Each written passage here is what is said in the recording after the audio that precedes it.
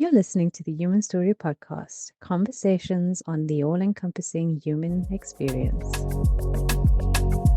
This is brought to you by Yoked Media.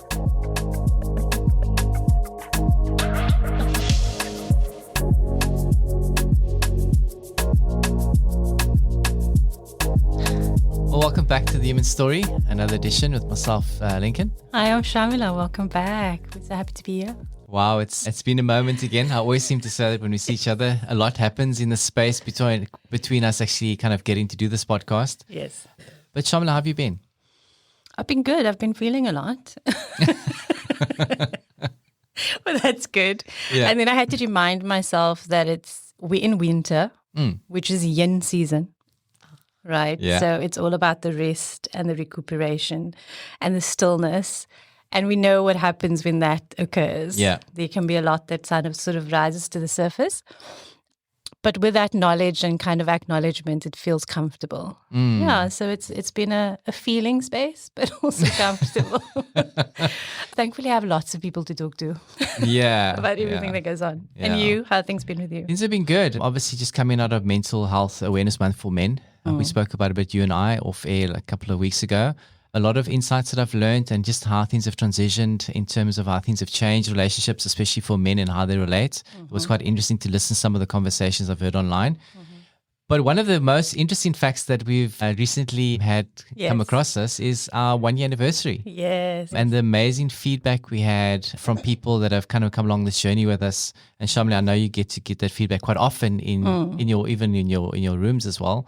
But it's just been an incredible experience, just personally for me, just the growth that we've both experienced and the personal growth that I've had alongside my own healing journey, doing the research. Like, it's one thing if you're in whatever kind of therapy kind of setting and you kind of doing that work, but to actually do the research and to kind of double in on the work that you're currently doing with a therapist really brings it home, the actual evolution. So for that, I think I'm eternally grateful for the Human Story. Yeah, it's the same for me. I think you're almost describing a form of integration that happens. And I find that too. And the conversations in itself and being able to share my experience or my knowledge, it feels like it, increases that integration, but also just makes, from what you were saying about, the feedback I get in my rooms, a lot of my clients will say, if I don't see you, then, depending on where we are in our relationship therapeutically, and I listen to a podcast, it feels like we had a session. And so that's interesting as well for myself in terms of being a counselor in private practice, because that's added another dimension to my practice, but also to my relationship with my clients. And that sometimes I share a little bit more personal stuff about myself, that I wouldn't necessarily share in my rooms. Yeah. But that's, for the most part, been really lovely. I've loved that I still, as we were walking in to the building, feeling like speaking to our guest, we'll introduce this soon, and saying that I really do feel relaxed about this, because it does feel like I'm just showing up for a conversation, and I don't feel like I need to academically present anything to anybody. So that's been wonderful, and to celebrate it with you. And I keep thinking about like 20 years of friendship and where it began. And that's quite a story at the beginning. I don't think we've ever told anybody the story. I don't think we have. What do you want to say? A conversation maybe for a long day, but in a very short way. I think I met Shaamiela, we were working in retail. Yes. And I think the very first Friday that I met Shaamiela, was a Friday. It was a Friday as well. And there was a synonymous chair and it was almost like it was a therapist chair. It was like really set for you back then, because I just unleashed to Shaamiela my whole life story. And I think from that, the friendship kind of grew from there. Yeah. And it's been like that ever since. Yeah. We've had 20 odd years of conversations, and just the amazing part that we've kind of just mirrored back to each other and what we've learned from each other as human beings. Sure. So I'm forever grateful for that. Too. Yeah. I just want to say to everybody, this is the interesting part. I was in my undergrad years of university, and that was my weekend job. So psych was one of my majors, only one of it. It wasn't my chosen field of, expertise just yet. And so as you say, stepped into the therapist chair without knowing that eventually I would end up, as that would be my career path.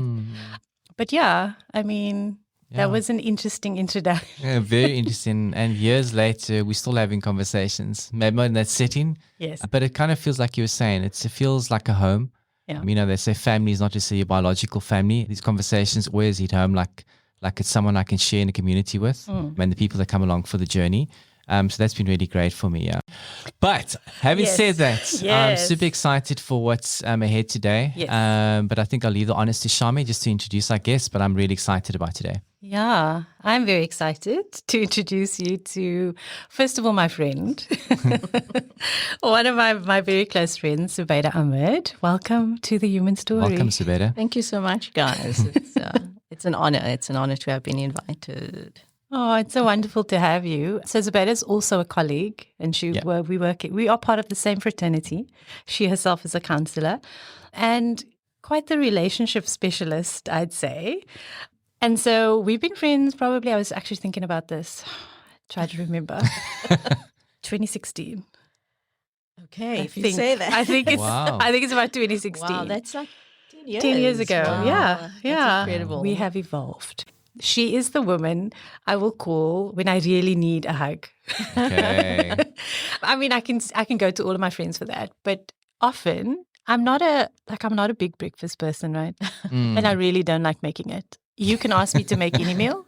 I'll happily make it for you, but breakfast is not one of those things. And so I'll often visit her and be in her home, and she'll be this incredibly nurturing space and make me breakfast or brunch and sit with me, and we'll just talk and talk and talk. And lose time. Absolutely. And so I often feel like I have the best of both worlds with you. Yeah, I think because of the field we work in, I get to do the analysis with you. Kind of we go as far as we can with that, but then also it's really just a nurturing, soft space for me to be a friend, you know, who's in need or who wants to laugh or wants to talk a lot of nonsense, you know? I mean, I have to say, though, that it's one of the few relationships I have that I feel reciprocated in. So I appreciate you as well. Oh, yay. Wow. In the male spaces, that's a real bromance. Do you have those things? I do. I'm fortunate enough that I do have a couple of friends who have romance with. I think I'm one of the fortunate, lucky sort of males in my space that I know that does have that, where you can literally share the intimate parts of, you know, your deepest fears that you have. And I think that's really lacking in kind of relationships, especially in the male space. And I mean, Zubeida, you'll probably kind of share some of this, what you've seen. But I'm very, very fortunate. And even though they're only two, I don't think it's a matter of like the quantity. I think it's the depth of those relationships. So I'm so grateful that I have that with some people. Yeah. Amazing. Okay. So before we get into our topic, you are our guest co-host. We want to ask you what we ask all of our guests, which is, what does it mean for you to be human in this time on this planet? That's a really big question, even though it seems very easy to answer. Yes. And I think also specifically in this time, I feel like for myself, it would be something that I deeply want to hold on to. Because of technology and how, you know, there's an interface that's developed but is really going to be heightening in the coming years. Yeah. You know, there's so much of talk around potential augmentation. And, I mean, everybody basically probably has a ChatGPT or a Gemini or, you know, on their phone. To what degree do we engage with that? And to what degree do we rely on ourselves or other humans? So for me, it would mean developing a relationship with myself and working on really getting to understand who I am, what my thoughts are, what my attitudes about life is, you know, trying to remain connected and in my body, you know, while I'm walking on the earth. Because of who I am, you know, being connected to a power higher than myself. Yeah. Because that, I, you know, for me is what I think being human is about. Oh, I love that. Does it help? Absolutely. I love that's so comprehensive. And bringing us right back to the root, well, the root for some of us. And very beautifully articulated. Yeah. Thank you. I think if Shaamiela, and I mean, I'll speak for myself, but I think it's pretty fair to say for Shaamiela too what I know about her. But really, my faith is that mirrors back to me. That's like a really secure place to know that your identity truly sits with that, and to know that it's all actually about love and what you show out to others in love. Yeah. And I think, once you get to know yourself better, you actually understand what your real purpose is. Yeah. it Because that helps. drives the behavior. Yeah. I mean, that's such a great segue to introduce what we're going to talk about, because you were talking about the security that you feel. So in that relationship and your faith and what that does for you and how it helps root you. And so I feel like that's central to what we're going to talk about today. And we're going to chat about relationships today, but also more particularly, we're going to talk about attunement and attachment in relationships. Right. I mean, we all know that there's a lot of information out there. I feel like I repeat this every time because we have this entire entity now called social media. That's also an interface. Yeah. You know what I mean? And it's the first time in the history of humanity that there's this thing that exists. And how that has influenced relationships, but also the information we receive, and then how we metabolize that information and what we believe we know about ourselves based on that. How deep we go with that, or how we don't go deep with it, whatever. Shaamiela, on that point, I just want to highlight as well, we spoke about it last year in December, where we said in Australia they've banned social media for, I think it's under 14. And this year, this week in France, they've done the same thing. They've banned social media for under 15s. So clearly there's a trend to go, like people are watching, who are the people that are pioneers in wanting to say, like, what is the impact of social media on young people, and really seeing the, the adverse effects of that, and then going like, well, if it's working for one country, let's follow suit, Right. But I want to touch on something you mentioned, Zubeida, which is something that I've kind of just heard about this week, and it made me grapple on the thought. You speak about AI and, augmentation and kind of what that's doing to people in relationships. Now, I heard a very interesting fact this week, Shaamiela, basically where they say young people go to like AI platforms mostly to question it like a therapist. Yes. That's very dangerous in my own notion of knowing what I know, because like you're going to relate to a AI machine on information base that's currently stored in it, and you literally asking it really personal kind of things that you should have in relation to other people, Right. but you're asking a machine to give you output. Okay. And that's sad to me that you're running to that to get answers in life. So I'm more interested in why that's happened. I think you're highlighting a great starting point for this conversation, which is, can we talk about how relationships have changed in the last 30 years? Because I think part of what you're saying is that's also a way of relating. And in truth, that is also like an avenue to relate to self. Yes. I'm going to AI, right to get some kind of answer. Yeah. And I mean, there's so many technicalities we can go into. It's an algorithm. We all know that. 100%. And it's based on human knowledge, not machine knowledge, right? But what are our thoughts on... Yes, for now. Very important, Zubeida. As you were saying, where's this going to go? So what have we noticed about how relationships have changed in the last 30 years? Yeah. Well, I don't know if we want to start, but I'll just kind of give an observation. So if you look at the sort of the evolution of what's happened with the Industrial Revolution and, the roles people have played in different sort of spheres of society, there was a time and space probably, and I'm speaking now particularly in terms of, because I said earlier, it was mental health month for males last month, and kind of how that is evolutioned for men.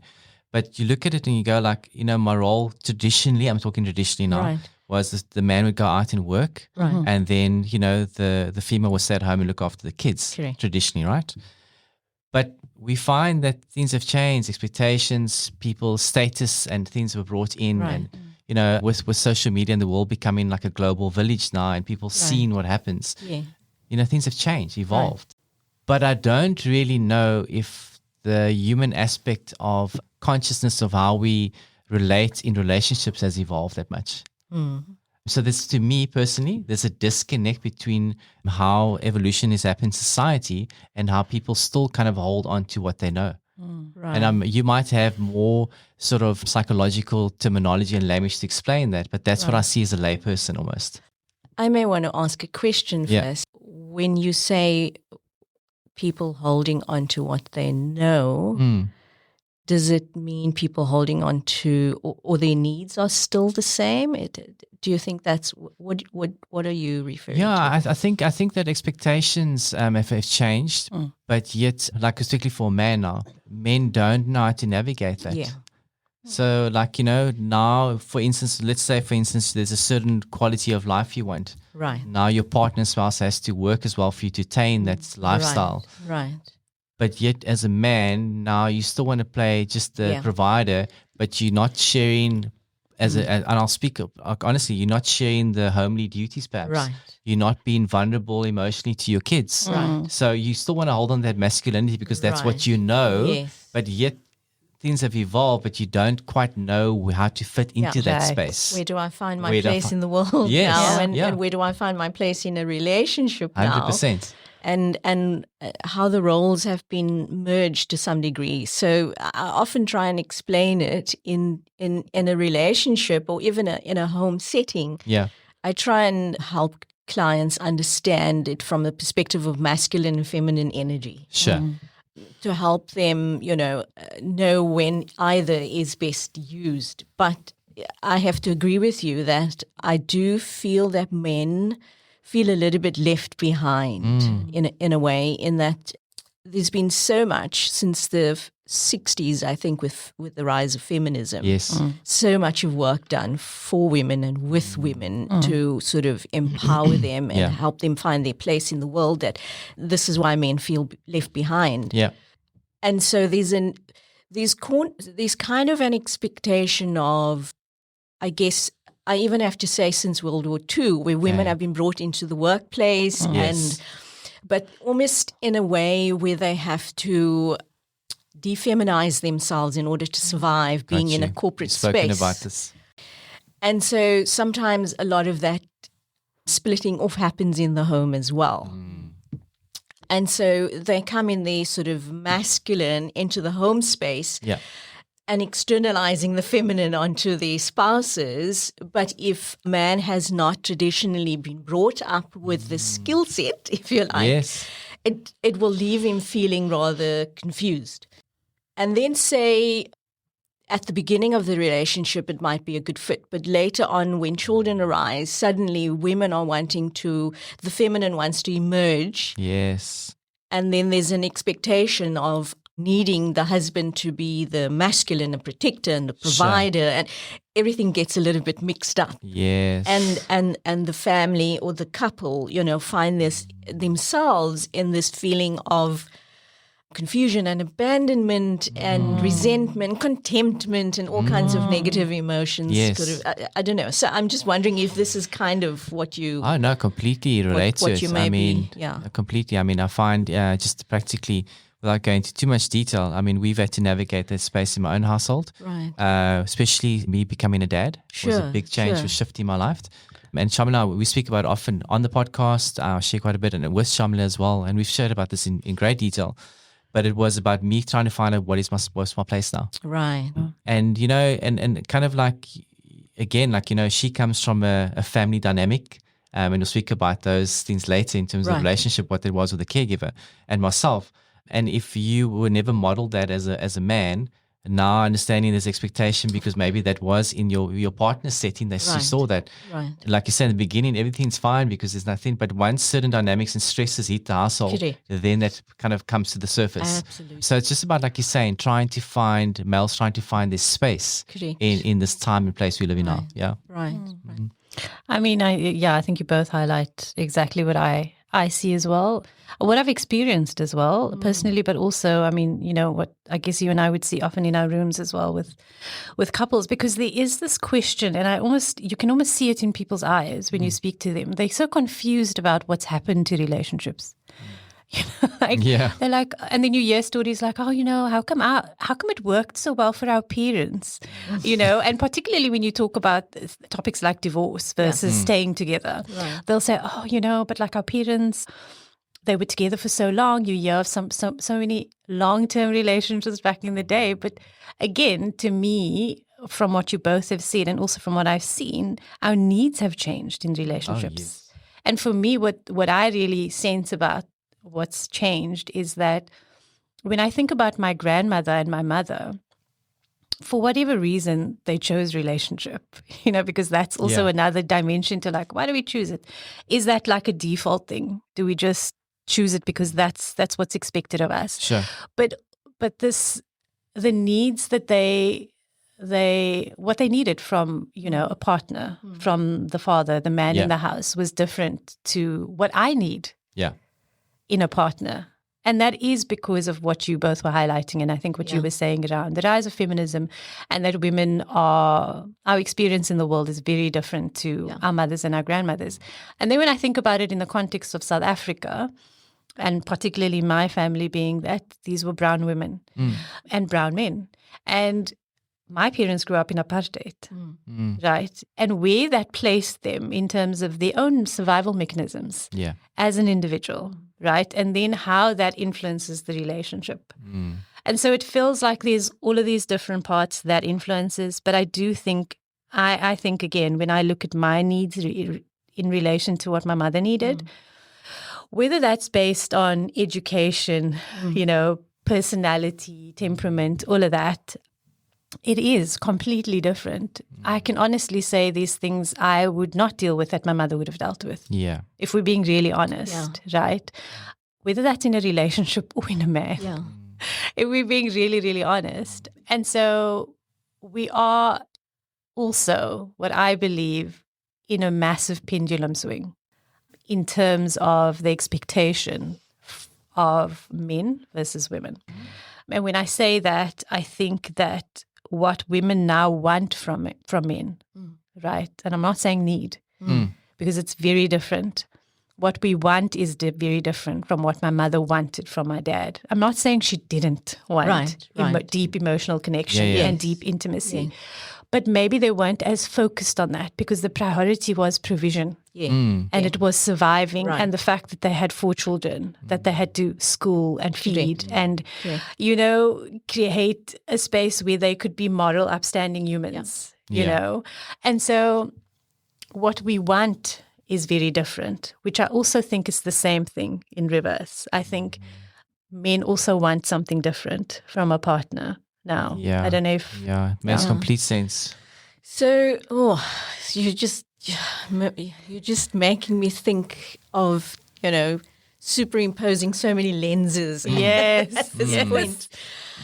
So if I go back to, let's say, the old paradigm of patriarchy where the man was the provider, the primary provider, and the wife or the partner, the female partner, was the nurturer.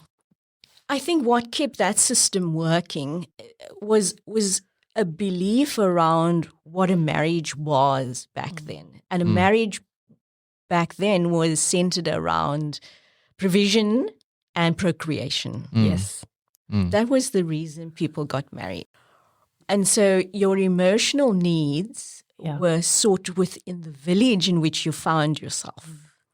So women would have the emotional needs met. And I mean, that's not to say that their husband may not. He may or may not. Maybe he was attuned and was able to. But generally, I think many of us came from a collective. Yes. And it's important to hold that in mind. Yeah.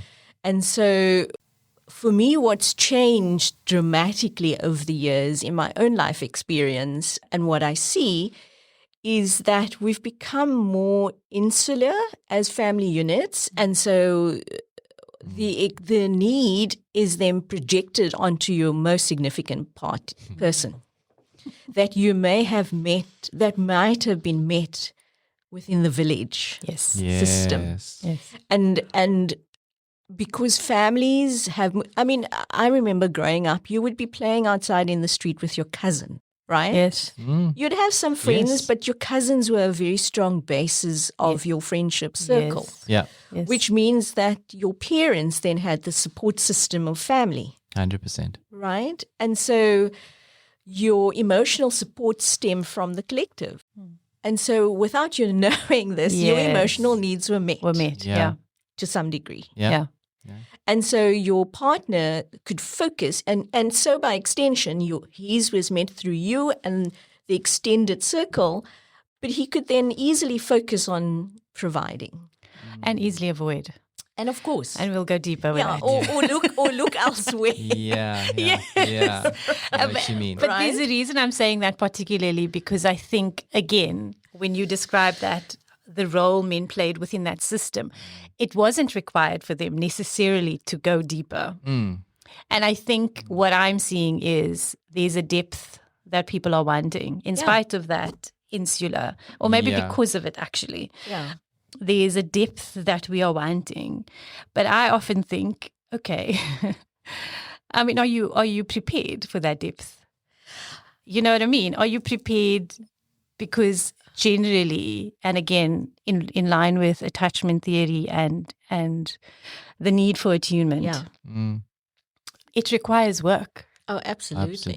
Absolutely. Yeah. without a Because we doubt. all want it, but that requires work. And it's self-work. Yeah. Absolutely. Yeah.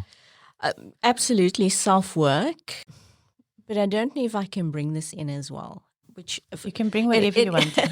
Bring it because all. it's a very personal thing, and so I'm very careful when I do bring it in, because I cannot assume that everybody necessarily subscribes Right. to the belief system, but it is very closely affiliated with my own belief system. That, Sure. and you touched on it in terms of your own connection with spirituality, Sure. right? And if I can then also touch on something that a therapist that I take as a mentor, even though she doesn't even know me, but and you introduced it to me, Shaamiela, was Esther Perel, Yes. and she very It's so interesting. I had a point to mention before you said this now, but I'll chat about it. You go on. she very interestingly mentions this, is that, you know, as we've evolved, we have placed happiness within others, or 100%. you know, things, you know, depending on how we're wired. And so therein is this expectation of, you are going to be my happiness. Yes. And so you have to grow and you have to become deeper in order to meet this need for me. Yeah. But what we miss with that, and that's not to say that the other has to do that, because it's good for their own self-attunement and their Sure. own self-development and their own, you know, potential. But inherently, there is an expectation that may never be met. Mm.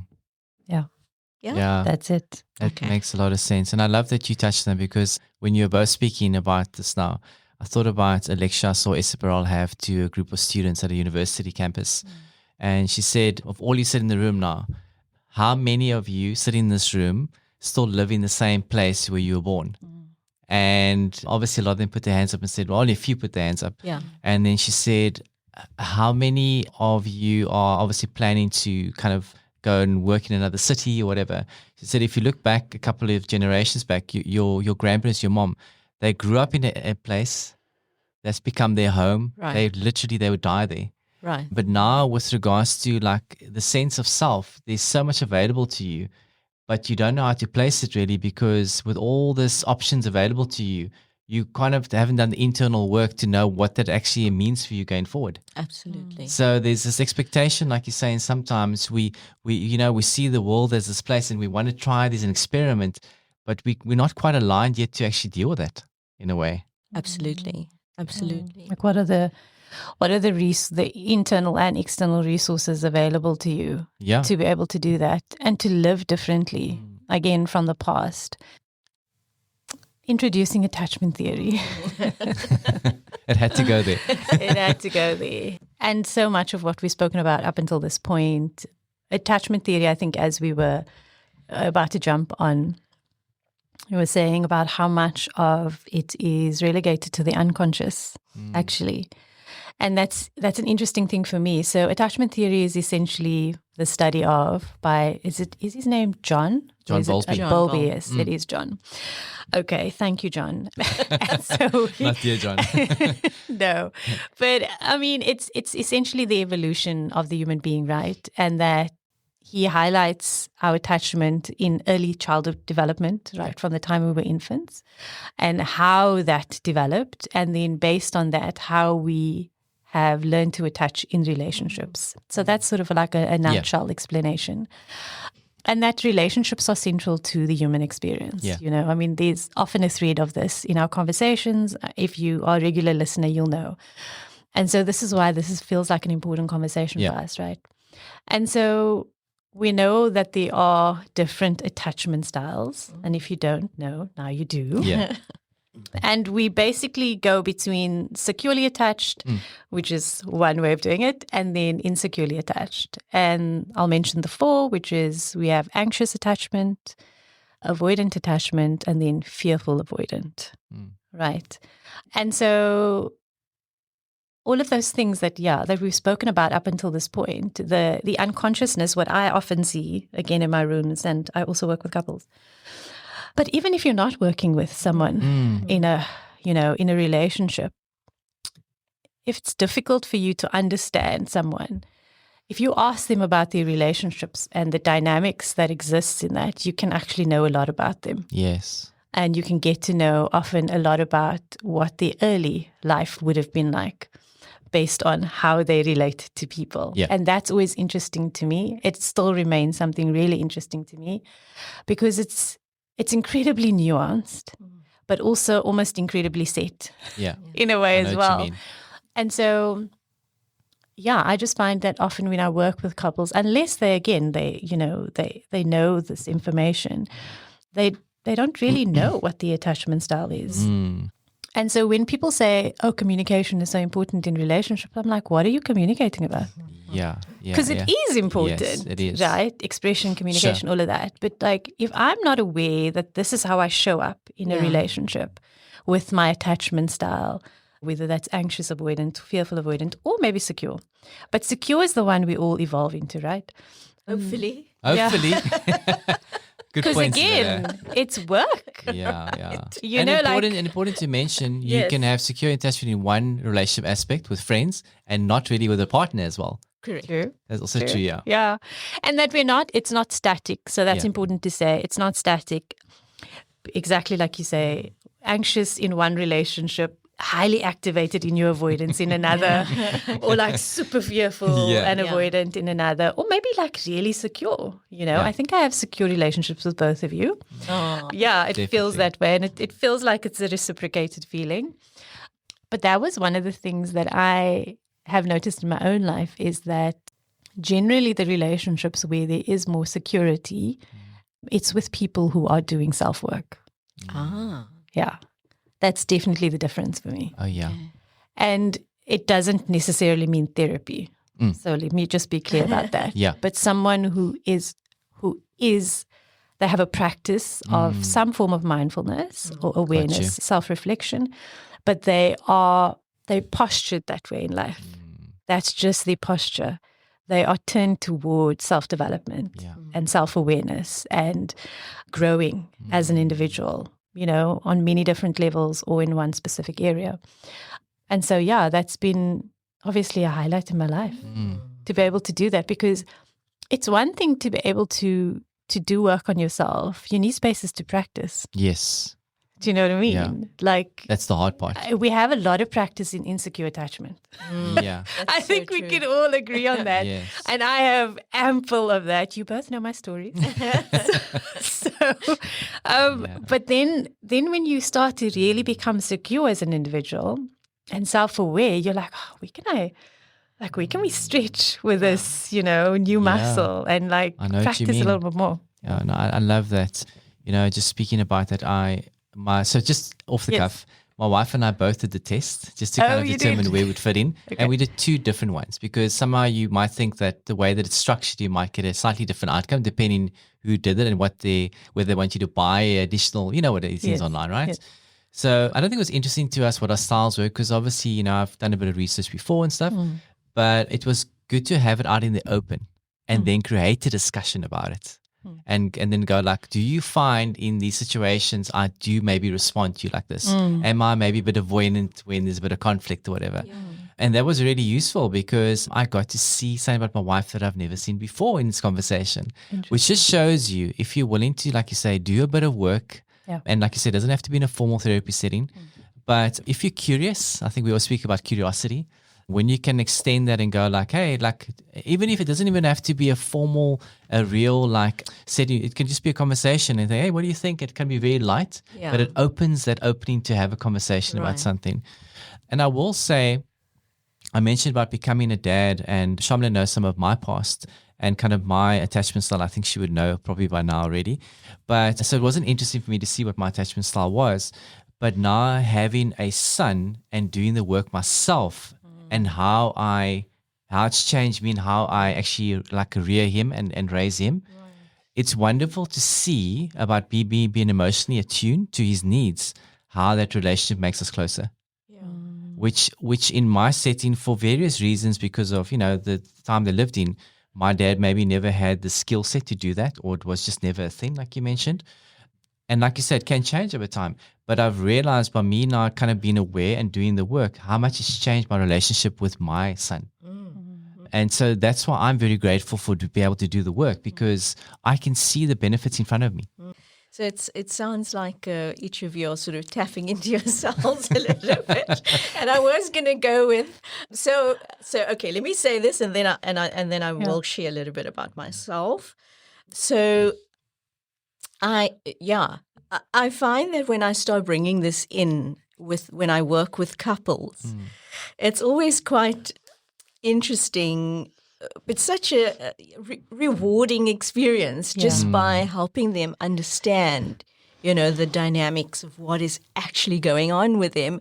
And it's kind of like a penny dropping moment for them. And they'll go like, yes, that. Yes. I love it. That's exactly. That's me. Yeah, that's who we are. That's what's going on. And it's just like such a revelation to them. I mean, of course, it's only one lens, but it's just like, oh my goodness, is this what's going on? So that's just like such a wonderful thing. It's such a wonderful tool to be able to empower them with that lens. So I'm very deeply grateful to John Bowlby and Mary Ainsworth, the people that have done Strange Test. The work on this.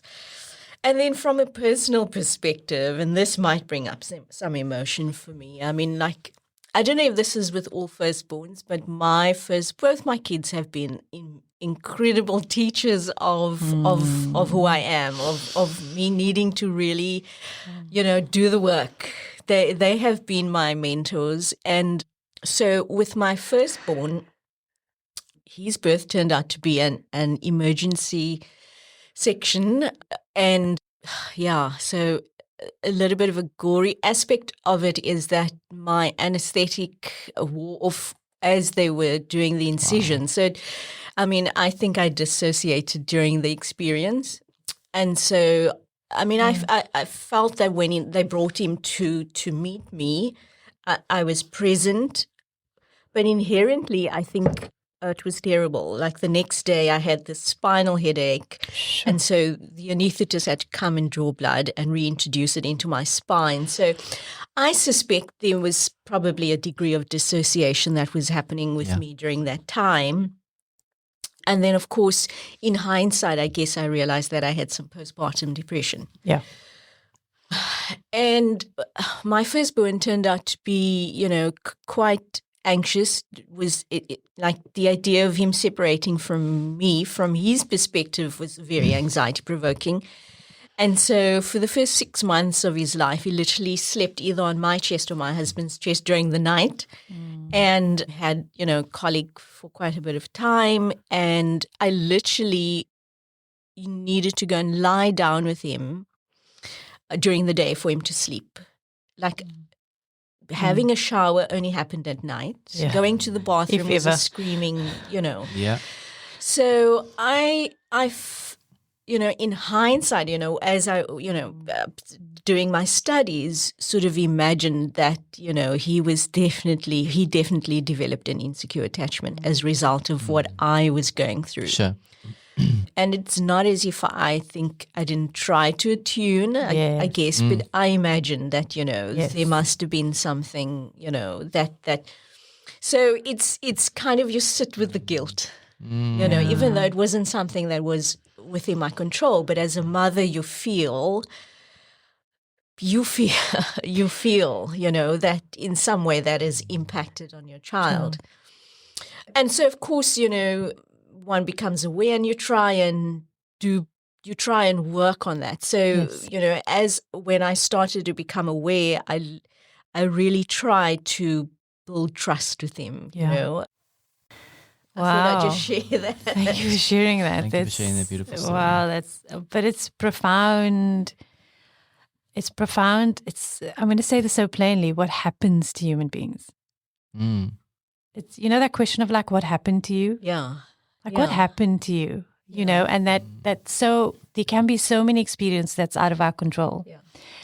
And that you so beautifully highlighted what I've been reading about, well, again, rereading in Gabor Mate's book, Scattered Minds, in effort to understand my own ADD. I don't have the H. I only have the attention.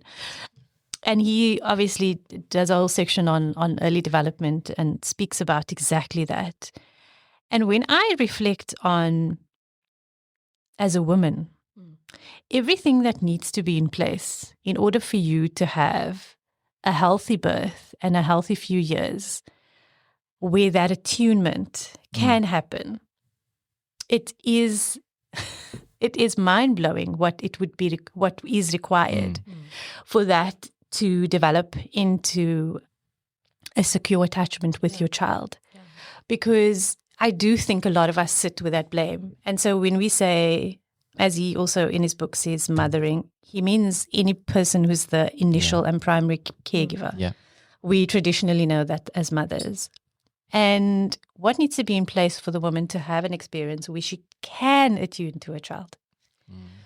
Because what we sit with as mothers when,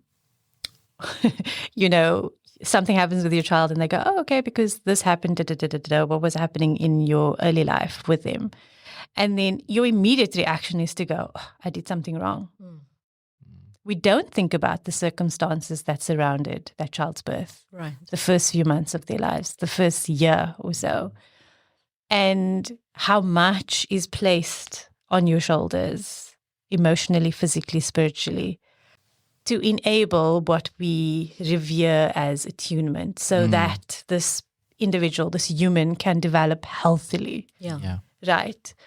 It's such a nuanced experience. And even as you were saying that, obviously immediately takes me to the birth of both my children. Right. And where you are with yourself, in relationship to yourself, in relationship to your partner, in relationship to your village, your family. Right. What are the resources available to you? And you can see how it's incredibly short-sighted for us to believe it's down to one thing, that's the reason why this person have maladaptive ways or there's disorders or whatever that is. There's so many things that contribute to this.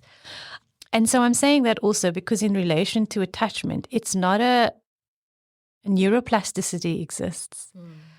The work, there's so many resources available. This isn't a sentence. Right.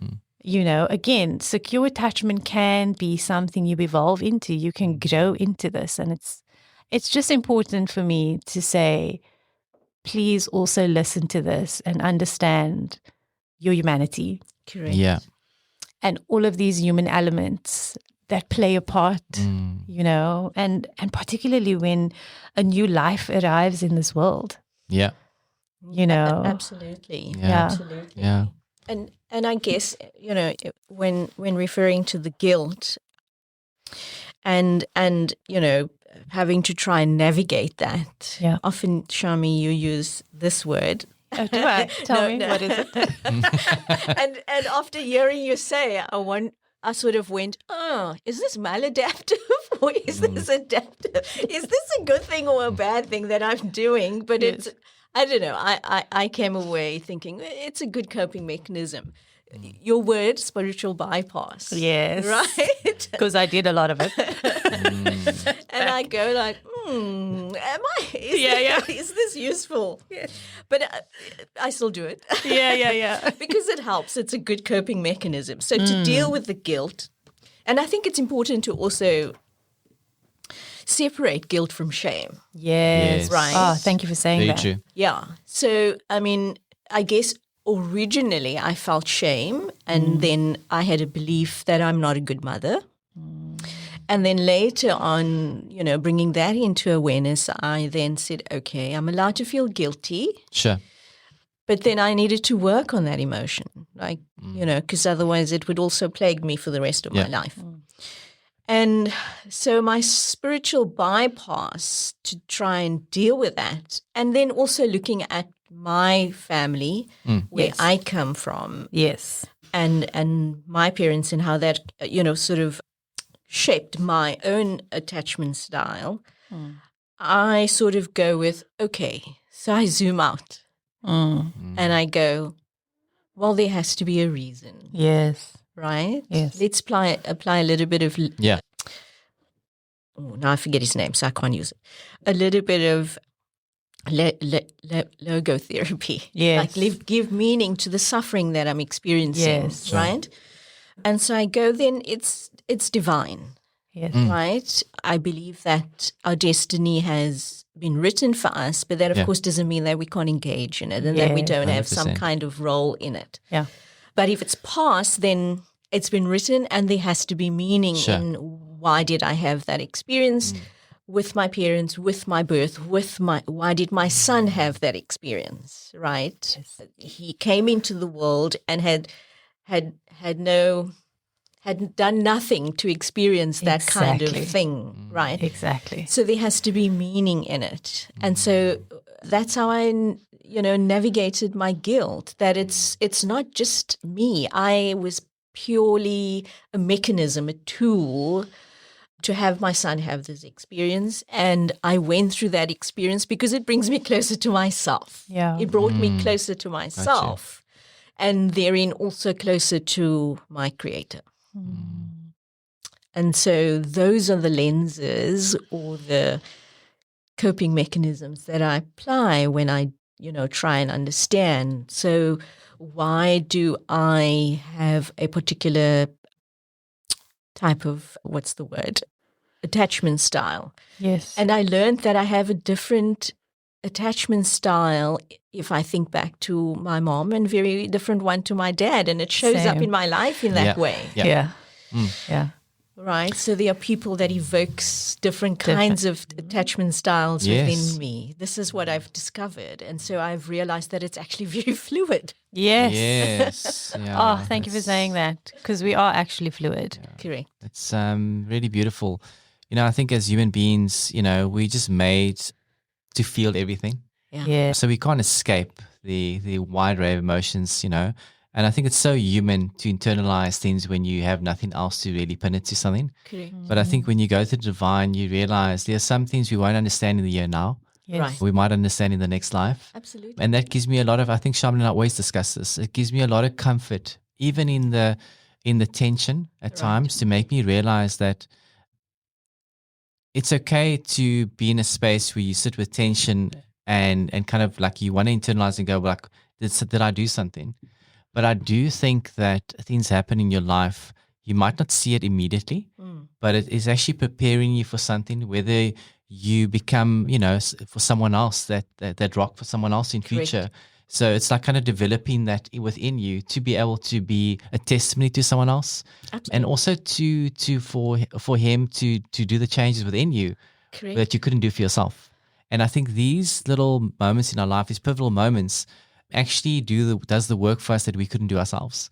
So he'll place on your path. You ask him for courage He won't give it in the way that you want it. He will put you in difficult circumstances to build the courage. Gives you opportunity. Opportunities. So I think it's to be aware that the divine way of working is very different from comprehending from our human perspective. Absolutely. Yeah. Where we think it's all down to science and theory. And that in itself can be a comfort for some people. Yeah. I would imagine so. And then for others, it's actually in the spiritual realm. Yeah. It's in the divine, and knowing that you're being taken care of as a whole human. You know, that there isn't just one part of you that's being viewed. It's actually being able to holistically, you know, experience that. And as I bring that and think about that in relation to relationships, in spite of our fears and our insecurities and all of the stuff, I think we do want to be seen as whole people, right? I think that's a universal feeling. I'm sure you've seen this in your work as well, Zubeida. I'm sure you've seen that in interactions with people, Link. Is that it's a very fearful experience to be seen wholly. Yeah. It can be, unless you're here and secure and you just like see it all. But can you imagine the great degree of self-love that Yes. needs to be present in order to feel entirely comfortable being whole? That's it. Sure. That's it. So like, again, Yeah. you know, when we ask for wholeness, depth and healing, what are we asking for? Because it requires something of you. It's not something, as you were saying, around courage and all of that. It doesn't just appear. Yeah. It's actually, it requires, maybe I should change the word from work. There's an effort. Yes. You know, there's a human effort that is 100%. required of you. You have to be in it. You have to be along for the ride. You've got to be like willing. There's a willingness that you need. And so I think particularly with attachment styles, we can then fall into only seeing one dimension of someone, right? Yeah. Again, if we are strictly identifying with one label, which is why it's helpful for us to think of ourselves as that fluid person I love that, who yeah. is moving between that, 100%. right? Because then it widens the possibilities for you in relationship with yourself, in relationship to others and groups and people. But I'm thinking about when we sometimes then identify in our partners, in our children, in our friends or whatever, that they have like this particular style and the adaptive ways the things we adapt basically based on our attachment style. Does that make sense? Yes. So if I think and feel and behave a particular way because I'm anxiously attached, usually those are the people who are more preoccupied around perception of them and keeping connection and the fear of abandonment, Yeah. versus someone who is avoidant, who reveres hyper-independence, does not have a great need to be in relationship, but also to be attached to someone. In fact, they feel quite overwhelmed when someone becomes too reliant on them or they get too close or there's too much intimacy. And those are the two basic ones, right? Yeah. And then how we navigate relationships. But I was listening to one of the videos and she was particularly pointing out how we talk about practicing presence in relationship, right? And the discomfort it creates based on what your attachment style is. Right? Because again, if I recognize you as anxiously attached, then I have this almost narrative. Right. And you recognize me as some form of attachment. And I have this narrative, you have this narrative of me. Sometimes what that does is it takes us out of the present moment because I'm going with, you know, this narrative, this idea that I have in my head when I'm engaging with you.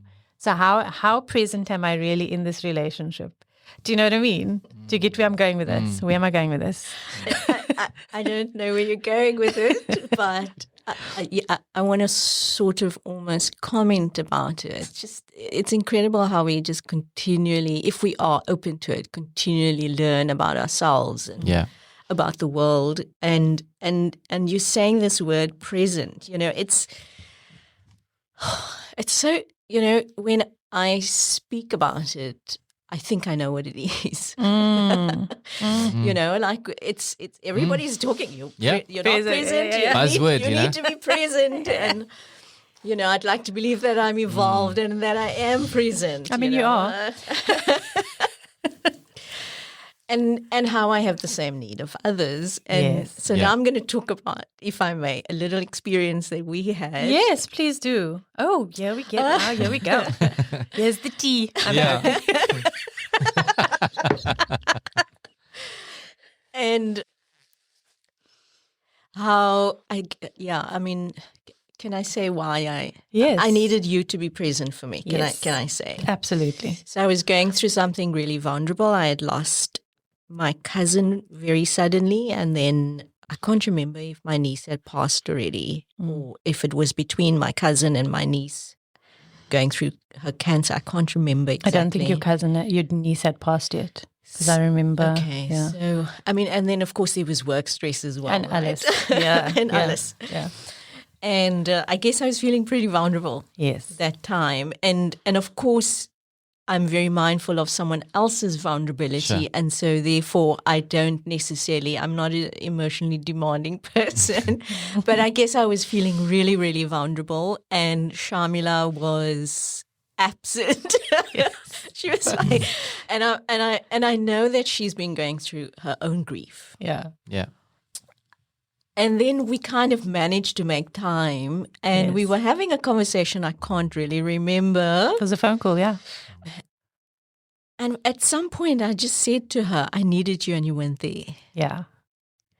And then she shows up in this conversation and I'm going like, holy crap, what am I supposed to do with this? Yeah. And I think I don't know if I did or I was close to dissociating, but I was relaying to you exactly what I was feeling. Absolutely. Right? And I was like, oh my God, you're actually showing up for me in this moment and I don't know what to do with it. Yeah. I really don't know what to do with this. It felt so foreign for me.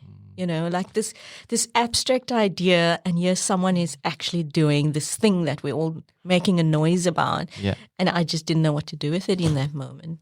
Like, because it was so unexpected, because I was like still, in my fight and flight, like you were there for me, victimhood. Yeah. No, it was I mean, so real. but it was. I was like, I was very vulnerable at that point. And then she just shows up and I'm like, okay. right.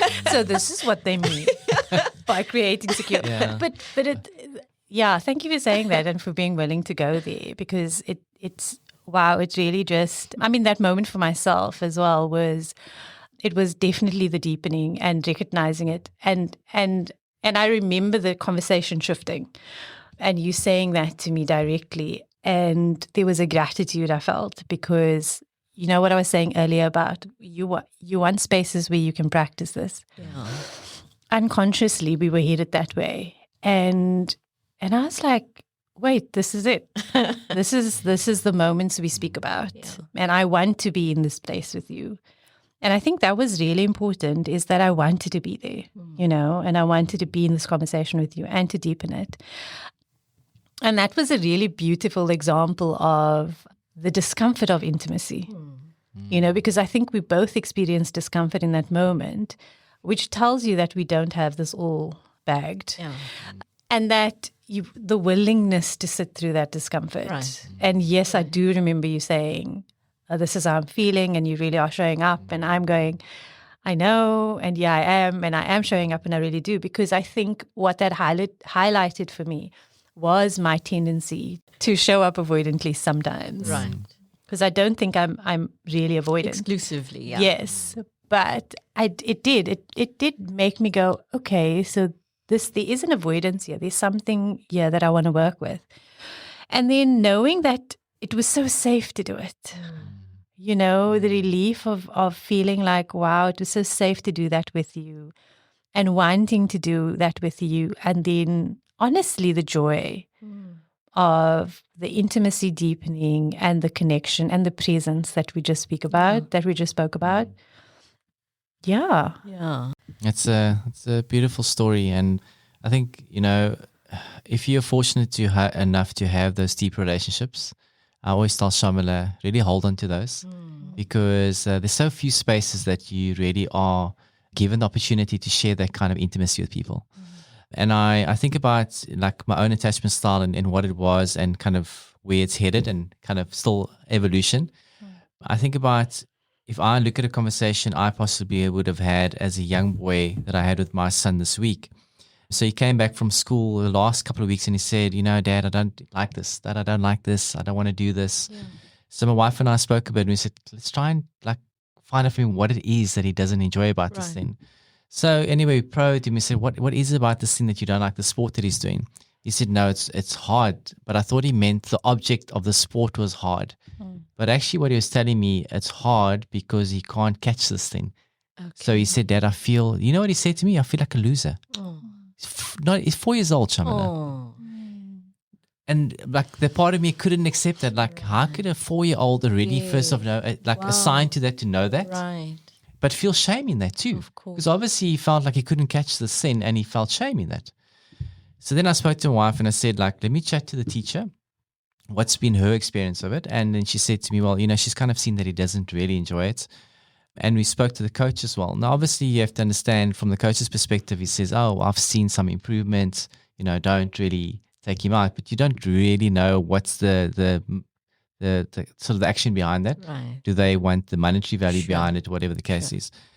So, we sat him down and I said, because he enjoys other sports. And then I said to him, which I think is kind of like a stepping stone, like, I'm not going to project upon you what my dad would have wanted me to do as like kind of like the ideal thing as a masculine thing. Right. And we said to him, you know what, if you don't want to do it right now, you don't have to do it. Yeah.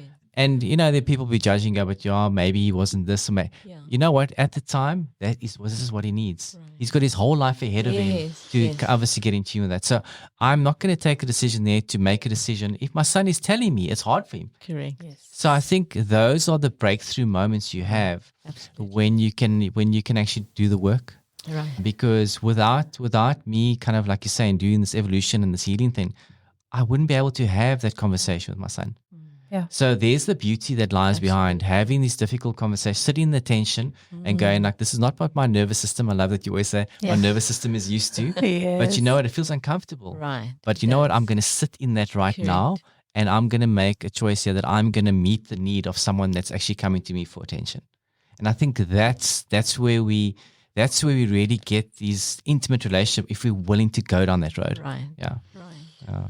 That's such a beautiful way of describing attunement. I was going to say the exact same thing. Yeah. Absolutely. It's really reflecting back to your child, his feelings, and really, really trying to comprehend what it feels like to be him. Yeah. Yes. I know what you mean. Right? Yes. Yeah. Oh, I love that. That's so beautiful. This feels attuning, this entire conversation. But it is, we're throwing this word intimacy around. Yeah. Okay. So I feel like we need to just maybe deepen on that a little bit. But I liked Heidi Prieb's definition of intimacy, which is the act of being present with another person in their undefended state and allowing the other person to be present with you in your undefended state. And so if I can use our example, I think I would imagine that the work we've done on ourselves individually contributed to that moment, that convergence that occurred in that moment where we were able to meet each other. And it was 100% an intimate moment and a moment of deep attunement because we were safe enough to be undefended. Yeah. You know what I mean? Yeah. For me, I was coming from a place of deep vulnerability, and that is generally, I have an intellectual idea that I'm a sensitive, vulnerable person. Yeah. But that doesn't necessarily mean that that's who I walk around in the world as. Yes, I get you. Or what my unconscious role is, that I find myself in all kinds of dynamics. Yes. Or even to what degree I am comfortable in allowing myself to be. And so what we experienced for me was a very rare moment that perhaps I almost want to say 2 or 3 people have experienced with me. Oh, wow. Yeah. Of course, the one person would be my husband, Yes. Yeah. who is also quite amazing in that he is very comfortable in his own feminine and allows me to come through in that way, but is also masculine enough to be able to hold space for me in order for my feminine to come through, and to whom I'm very grateful. But so it's like a rare experience. I think probably similar for me, because again, you know when you know. And I was saying this to a couple actually that I was working with, who experienced, or that the session went in a way that was very similar to our conversation, where for the first time the wife was able to somatically tap into what was going on with her, which that tells you that there's a lot of work that's been done. Because there is no guarantee that just because you're married that's established. sure. Do you know what I mean? And I say that because most of our patterns is in our body and in our nervous system. Again, I think what you're highlighting around the intellectual aspect versus what is embodied knowledge and how you are able to show up then in your body. Right. That sounds so easy, Yeah. but it is actually so difficult to do that. It requires so much work. And then for the individual to be undefended Right. while that is happening in their Right. body, Wow. it's profound. So what I experienced with you and what I saw with them was this harmonizing moment of all the ideals that met, that we read about in theory and you go, whoa, that would be so amazing. But what is required to get to that point is a lot of effort on the person, a lot of work, and then that containment, right? For the partner to come and meet you in that place. Yeah. Absolutely. Like I'm Which here. you so beautifully did, by the way. Yeah. Thanks. I mean, you do the same for me, you know, and so does Lincoln. And I can see that. yeah, I know. Like he's my podcast partner. In fact, you know, I had a nightmare once that I did this alone. I was like, "Where's Lincoln?" I think I messaged you or something. I said, like, "What? I'm never doing this without you," because it just felt like in the dream, it felt like everything went wrong. I have to say, I mean, I've just met you, Lincoln. Yeah. Tell him how amazing he is. He is incredible. I mean, Yes. like if all he shared with me what he did for his son, Yes. that for me, that in itself, you know, allowing your son to just be who he is, Yes. and saying to him that it's safe and okay for him to feel the way he feels is incredible, because all your defenses could have kicked in and Yes, said, no, this does not fall in line with my mental framework of what a young boy or a man needs to be. Because we fear, what kind of man are you going to be? Yes. Well, that tells me so much about you. Oh, So thank you for sharing that. that's such a beautiful affirmation. It just reminds me as well, Shaamiela, you spoke about sort of creating that space. You obviously heard about the marshmallow test. No, please tell me. So the marshmallow test is where they had an experiment done where they put children in a room with one marshmallow. Okay. And then I can't remember who the person was that developed this test, but it's a Stanford test basically. I have a memory of the video, but I don't remember the details. So basically what they tell the children is, if you are, I'm going to leave you in here for 1 minute. If you're able to not eat the marshmallow, I will bring you another one if I come back. Right? If you eat the marshmallow put in front of you, you're not going to get anything afterwards. So you can imagine the children in that setting, sitting in front of that marshmallow, they walk out, and you can imagine them singing, trying to sit on their hands, trying to not obviously give in to the pressure of that. But so the study was to really show that for the kids that were able to withstand the temptation of actually eating the marshmallow, their outcomes were better for long-term growth in terms of, as an adult, they would be more resilient. They will be able to manage so much things much more adaptly because they didn't give in to the pressure. But then there was some people that poked holes into this and said they haven't taken into consideration the trust with the person doing the experiment that actually told them what to do. Right. Socioeconomically, for people that never had any marshmallows before. Sure. So that's why I'm saying, like, you know, it's so malleable in terms of, and adaptable and fluid. I love that fluidity of it. Yes. And yes, there's certain parts we can take about it, but I think for me, the biggest part about this conversation is the hope one has, that not everything is fixed in stone. Yeah. That if you're willing to be curious about what else could be available to you and how it can improve your relationships with humanity and not just close relationships, I think then you're on the right path to doing the work.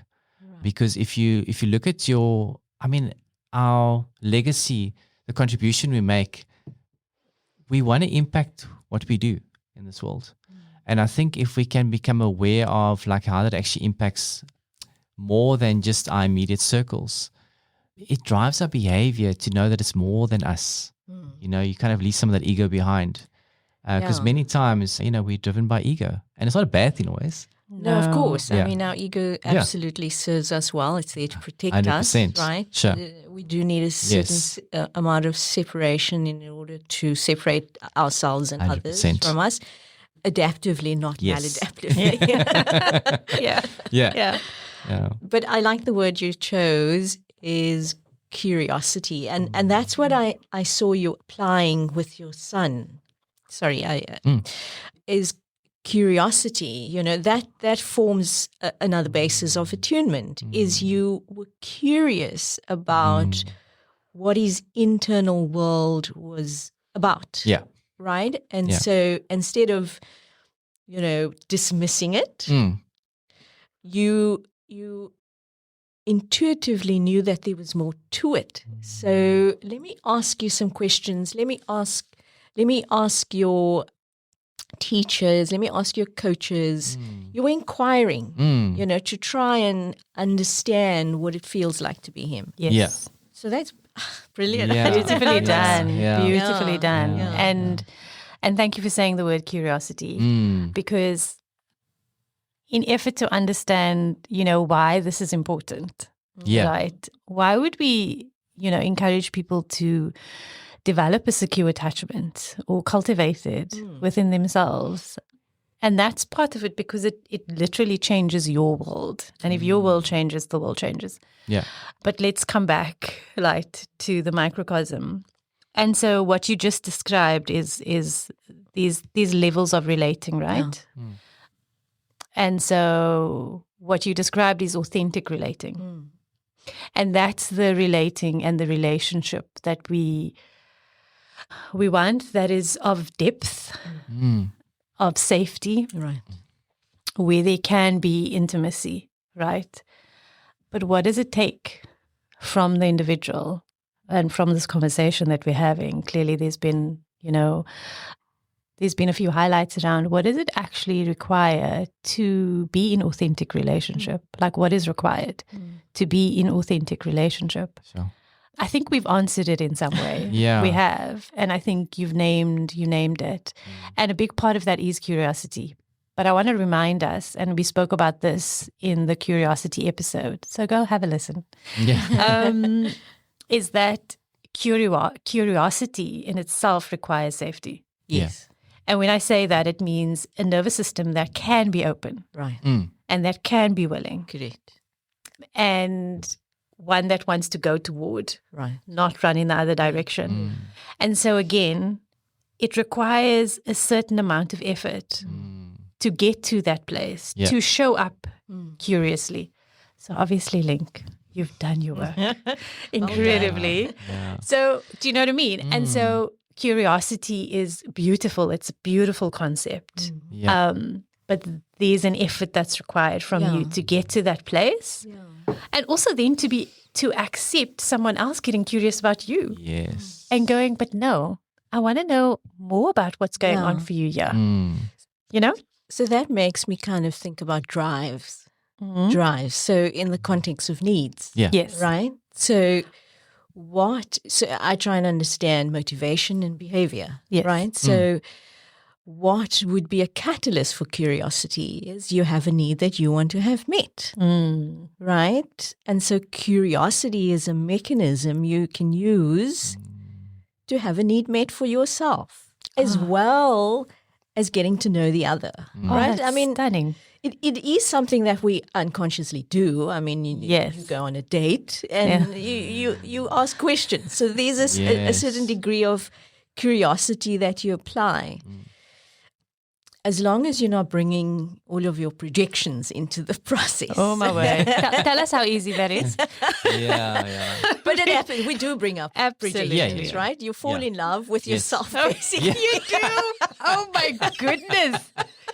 If in the last few months something's been highlighted, that's the thing. Yeah. I love that, because I was chatting to someone I respect very dearly, and I was saying to, like my wife and on stage, we actually miss having date nights. Right. Because we're so like in the thick of things at the moment with the And two being boys. parents, yeah. Yeah, and being parents. So I'll give you a typical example. If we try and chat to each other, I have one screaming here, this one speaking to me here, dad, and I've got the dog going, barking there for my attention. So it's almost practically impossible for my wife and I to have a conversation. But when we do have those moments, I was chatting to this person. I said, I really miss the opportunity to have alone time with my wife, like a date. And then she said, why don't you look at it like, instead of looking at stressful moments, you can even do it in those moments that you meet your wife where she's at. Like, for example, she said to me, when you're doing feeding time and you're feeding your one son and she's feeding the other one, and it's like a lot of chaos and things happening in the house, when you see that she's struggling, like maybe to feed the one child, and you're kind of more attuned and you're more relaxed, you say to her, like, listen, you have a code word and say, let me, and then you change roles because you've seen that's activating her.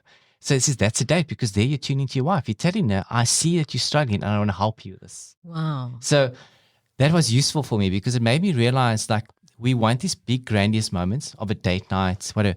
But sometimes your partner just wants you to meet them in those real life moments.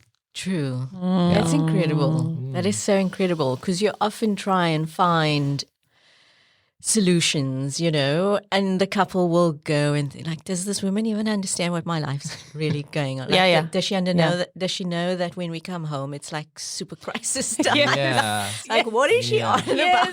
Yes, exactly. And this is a really wonderful way that you still can connect even while you're in distress. Yeah. No, so I find it so useful because he's so attuned. Told you. So it was so useful because it made me realize, like, for the deeper intimacy, it's not those grandiose moments that do that. Right. It's like in those everyday stressful moments of life, when life is really stressing and life is lifing, that you've got to go, like, how can we do this together, and how can I meet you where you're at? And that going towards someone allows them to meet you there. Because I think if there's an inclination, so this person cares about me. They want to know that I'm met, that I maybe can't vocalize it because I'm maybe adapting to what I'm used to in whether it's like my adaptability in my way that I relate to people. Yeah. But like, you see that I'm struggling and you're making an effort to meet me and help me through this. Correct. You know what I mean?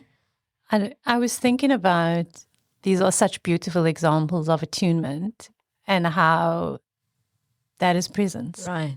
That is presence. Absolutely. And I'm thinking about my current situation, which is probably going to be for a couple more years, is that I have 2 teenage daughters and they share a room. And so that should tell you something, and they have very different personalities. One has more energy than the other.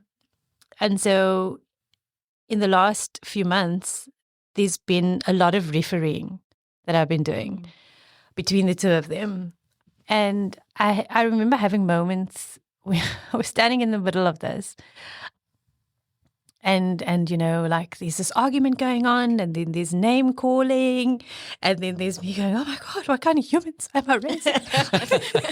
Why would you say that to your sister? Oh my goodness, that's not normal. We don't say that here. And, and like the dismissiveness and the anger and, all of that. And I do remember having a few moments, this doesn't happen all the time, just so you know, where I went like, okay, I think all I need to do is attune. That's all. Right. I actually don't think they need a solution. Right. I need to obviously come in and be the parent and reestablish the boundaries and remind everybody of kind of like, what's important here. But it was about, in the midst of that feels really chaotic and very activating and can be on some days more activating than other days for me because of where I'm at. How it was so helpful to be able to go, this is what it sounds like she needs, and this is what it sounds like she needs. And sometimes that means taking a side, which is weird to say. Yeah. I know people don't like to say this, even in couples therapy, like, don't take side. No. Yeah. No. It's okay to hold someone accountable when they are behaving badly or they've been really mean and all of that. Gotcha. It's very important. Right. Because you're also teaching them a sense of like justice, right? Correct. Like what it looks like and so on. And you're showing their blind spots. Yes. I love Very that. True. So, Very true. and I just remember thinking, I don't think there's, in the past I could have been super anxious in that moment going, oh my goodness, if I don't fix this now, it's over. Right. You know what I mean? It's over. And just going, I think what your sister's saying is ... Or sometimes it meant, I actually think we're not going to have this conversation right now. I think the two of you have spent too much time together and you need to go do something else and you need to do something else.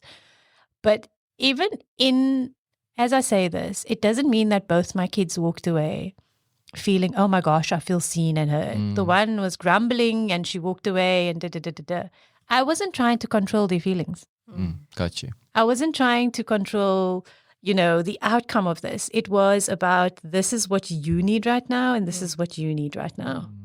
And being interested in that. Right. Right. Because in some situations you can practice curiosity. Yes. And we can deepen the conversation. And I can say, what do you need from your sister?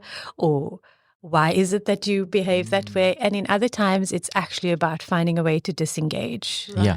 And kind of like, how do we say, kind of dampen the fire a little bit. Yes. And then engaging. Right. And so I often find that if that happened at a later stage, we'll be sitting again in a more undefended space around a table or chatting and saying like, okay, so this is why that was important. Or, why we shouldn't have had a conversation, blah, blah, blah. Yeah.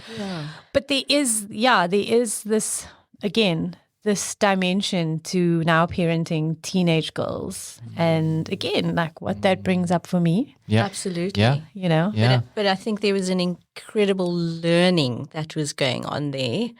And if I can bring both of what each of you have said, listening to what you were saying, Lincoln, about your wife or your partner, being able to say, sort of observe what she's going through and then, coming in as a support for her, and then you coming in with the girls and seeing that, they're both in fight and flight. Yes.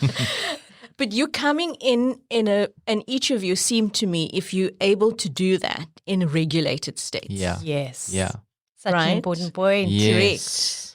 And then you giving space to your wife and saying, let me, so in others, you creating space for her to go off and regulate. Yeah. Yes. And you bringing the attention to your girls, like there's a calming process that needs to happen here, as you call it, undefended. Yes. And once you calmer, I mean, I'm not sure if those are the words you use, but you're telling them to go and decompress, basically. Yes. Got you. Right? Go off into separate spaces and decompress. And once you decompress, you can come back and you're saying, go off and take some time out. Once you decompress, we'll deal with this together again. 100%. Right. So that for me is another lens that we need to be sort of, I suppose, looking at in this, relational intimacy. Yes. Yeah. If I can use that word, Yeah. learning to understand people we relate to and being present for them, bringing curiosity into the mix, if you want, to create healthier relationships. Yes. Yeah. Yes. Yeah. I know we kind of heading. I'm going to just use one example about the thing that I've found the most that it's helped me a lot, and it's helped me to rediscover what a healthy relationship is for me moving forward, right? First, it's relation with myself, number one. So that's where it's really started. And really saying to myself, like, instead of me just people pleasing to keep the relationship, what's the work that I need to do first internally that I won't jump to that automatic response to people please. Okay. So that's been a big one for me, right? And I think many of us. Yeah. So for me, that has been in situations in the past. I give a practical example in a work context, whatever. If someone had to ask me a question, normally automatically, yes, sure, I can do it, no problem. Now I'm very aware of what I'm defaulted to. Yes. So then I go like pause for 5 seconds and then go, you know what? Can I get back to my wife? Go see what's on my schedule and stuff and get back to you.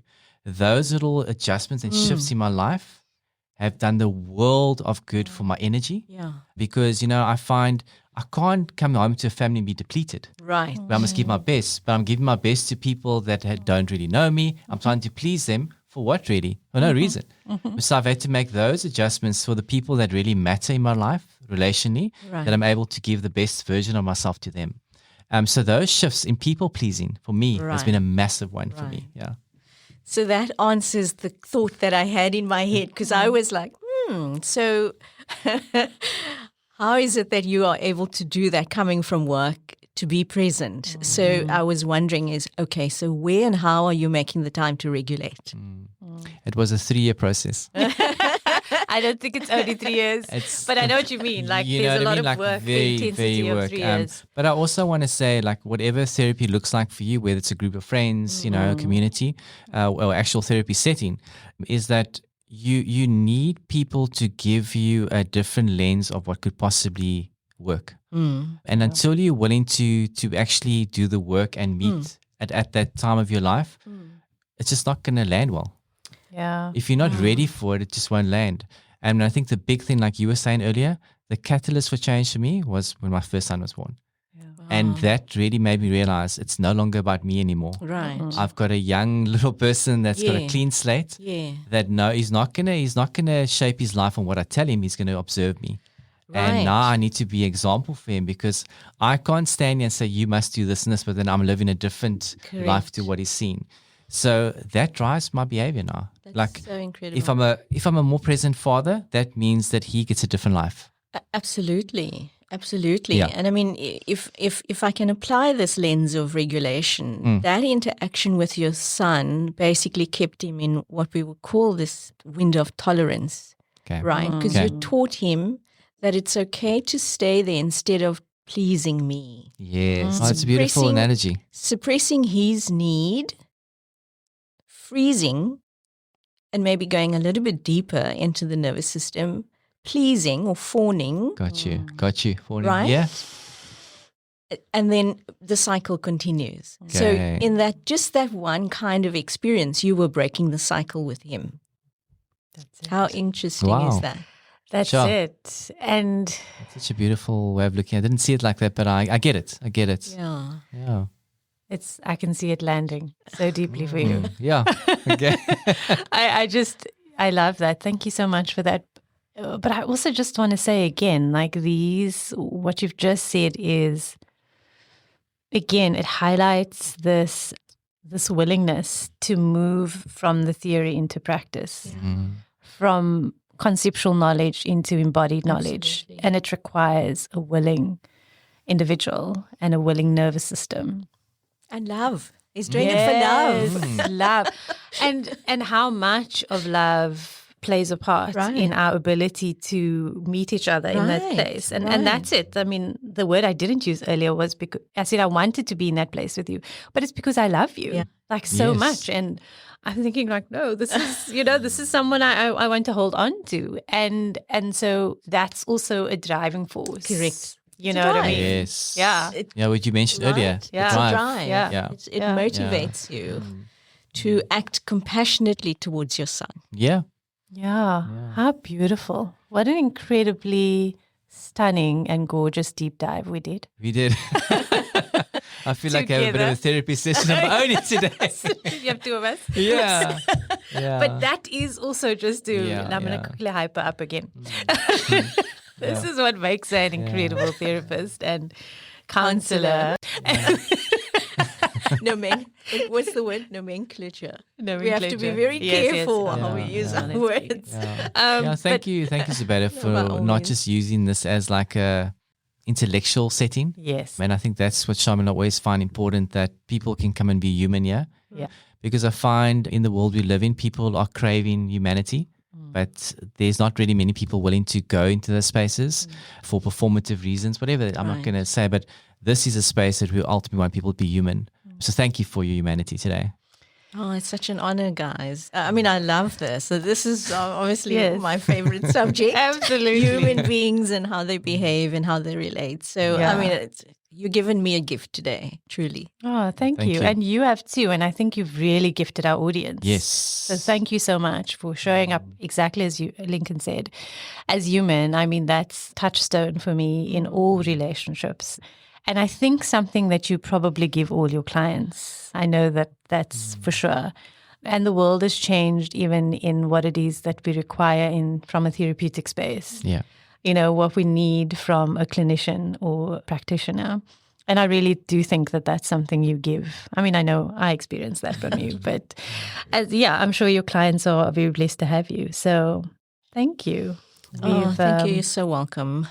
I'd like to hope that, that they have the opportunity to learn and grow and that, the experience is meaningful.